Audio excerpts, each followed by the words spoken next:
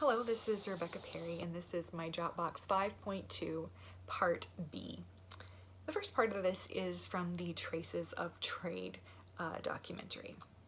What role did racialization play in the creation and maintenance of the slave trade?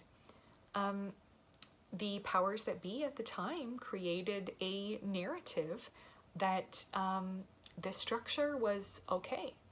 And so the people in the community began to be the consumers and made the continuation of the entire process of slave trade to be possible.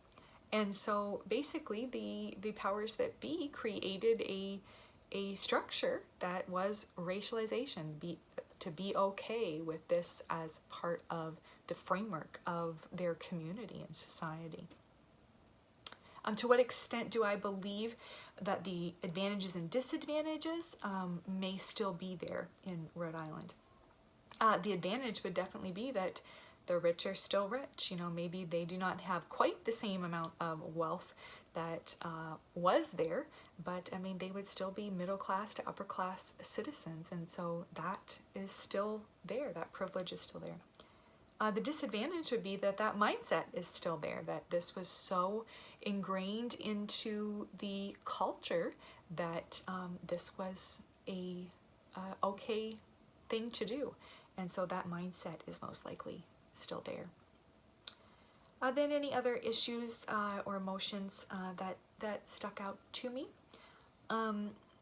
The actual financial profit stood out to me. I did not understand the greatness of that number, of how these people were able to make a great amount of money, basically, you know, human trafficking people. This was an industry, a lucrative industry, and that came as a bit of a shock to me. Also, the statement by the people, the lady in Ghana, to the visitors, that, "Are you not ashamed to be here?" That must have hit him so heavy. And I feel that, you know, is there shame in our culture today for this that has happened? And that I found that very heavy hitting in my heart.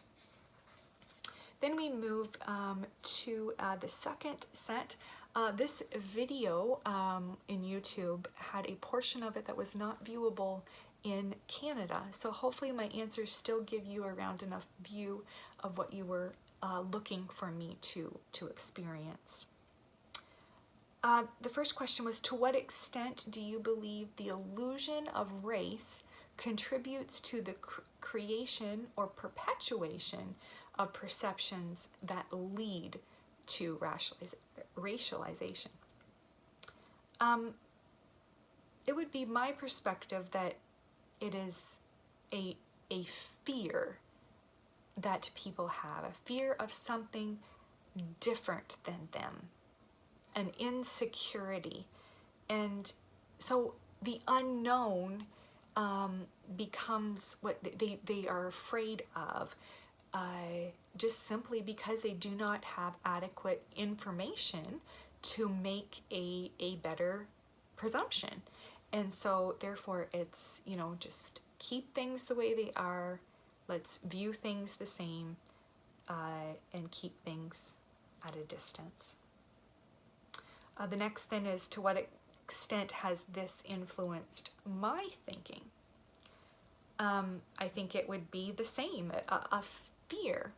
I was, you know, raised within the church to think that, you know, this way of doing things is the right way to do things. This way of thinking, the way you should look at things, the way you should vote, the way you should feel, all of these things are considered right.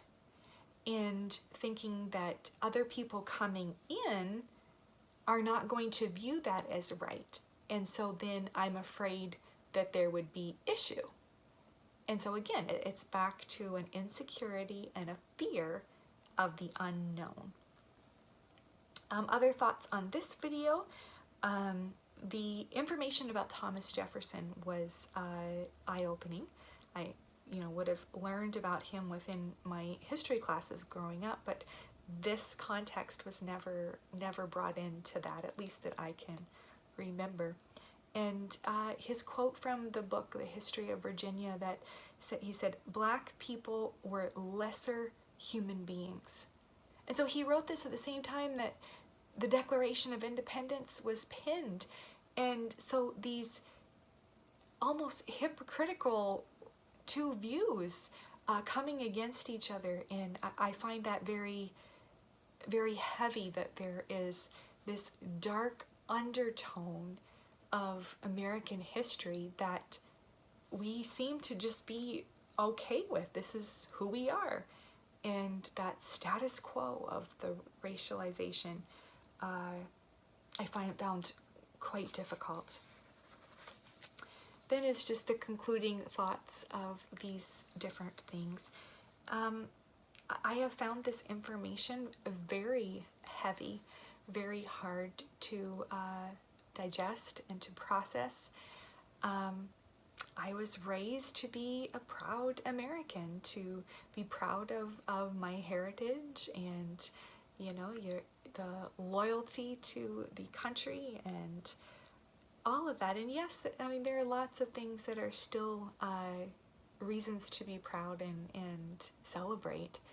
But having these new pieces of information, it's kind of dismantling my worldview, and now it's, what do I do to put a view back together that gives me a more accurate perspective of how I view the world, how I view the country that I am from,